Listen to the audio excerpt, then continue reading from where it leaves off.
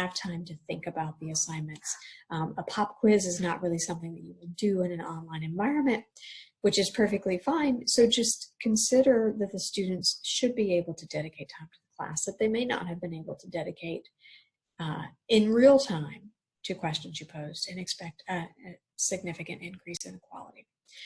But especially here in the early days of the shift to online, or especially as the situation continues to evolve for all of us, do be generous with extensions. It's important to keep in mind that the connectivity students have at home is not necessarily the same kind of connectivity they would have had on physical campus.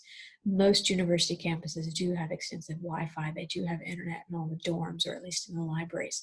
Many students may be returning to locations that do not have reliable internet signals or do not have high bandwidth capabilities. So if a student reaches out and says, you know, I was unable to watch the video right before our Zoom session, or I had difficulty getting to the only working computer connected to the internet, you know, perhaps they are a first responder, for example, or perhaps they are now being called on to caretake. Do give them the benefit of the doubt. Be generous with extensions, but do set clear boundaries. I'm very sorry to hear that. I'm happy to give you some extra time on the assignment. I want you to turn it in by this date and this time. Be very explicit in those cases.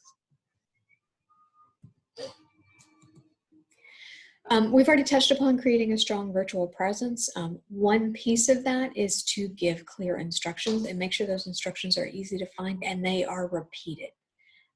You know, if you have watched the video that we are offering on content transfer pitfalls, one of the things to keep in mind is that your class is formatted consistently every week or every learning unit. A part of that is also ensuring that your instructions are relayed to the students clearly and in multiple locations. So perhaps not just in the module, maybe you're recapitulating major dates or deadlines or major steps in a weekly outreach email or a weekly class announcement. Do engage with your students. Do respond to them early and often. If a student sends you a question about a classroom management piece and you don't know the answer in this time of change, in this time of uncertainty, it will do everyone a world of good if you will just respond back as soon as you can and say, you know, I don't know the answer to that right now. I'm going to look it up. I will get back to you in a day or two. As opposed to saying, well, you know, I'm going to save myself the 30 seconds of sending this note. I'm just going to go look up the answer so I can send one email. The student would, I can assure you, the student would rather hear you say, I will get back to you with a specific answer in a day or two, as opposed to not knowing if you've received the message or not knowing if you perhaps are ill now and are not able to respond. Grade and give explicit feedback, again, early and often. If students are working ahead and you have set up your classroom to allow that, it is very beneficial to them if you give the feedback as soon as you can. That is not to say that you should work yourself in the bone, that you need to turn around assignment feedback in an hour. Take the time you need to provide quality feedback, but do consider, you know, not just saving it for one day a week, as you perhaps did in the face-to-face environment. And again, as I've emphasized before, I'll say again, do make a habit to have some type of weekly check-in. You know, either sending out reminders to the students, updates, support messages.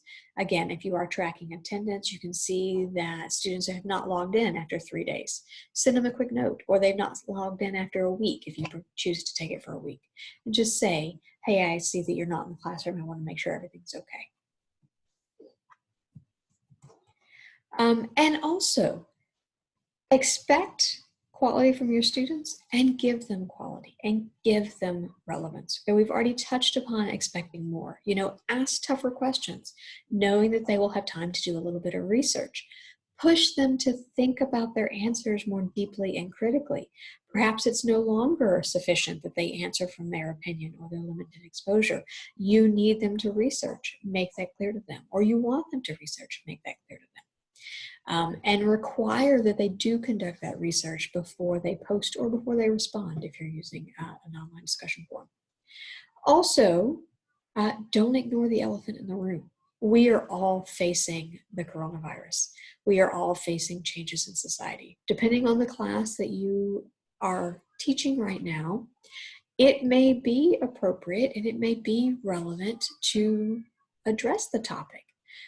Even if your subject matter perhaps is not perfectly aligned, and you are using an online discussion forum, perhaps just make a thread and be like, you know, anyone see a news article, anyone have questions about the virus, please post them here.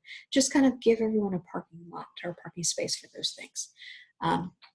You also, as an expert, you as an academic, you as someone who is trained to spot reliable resources, can provide your student with trustworthy sources. Sources, and especially reliable sources, can be hard to spot if a student hasn't been trained to do those. So, or to do that, so help them in that. Share experiences and knowledge. You know, if you have a student reach out to you and say, I'm really struggling to adapt, you know, I went home and now I'm having to help take care of my high school age siblings or my grade school age siblings or cousins, whatever it may be, we're all facing changes. It is entirely appropriate and very empathetic and connecting to say, you know what, we're all facing changes and I've got my kid in the background now, whatever it may be. Share experiences, share your knowledge, be prepared, and be willing to allow your students that opportunity as well. And with that, I will just emphasize that there are a lot of resources available to you. As I mentioned in the context overview for the series, we are not experts here at APUS.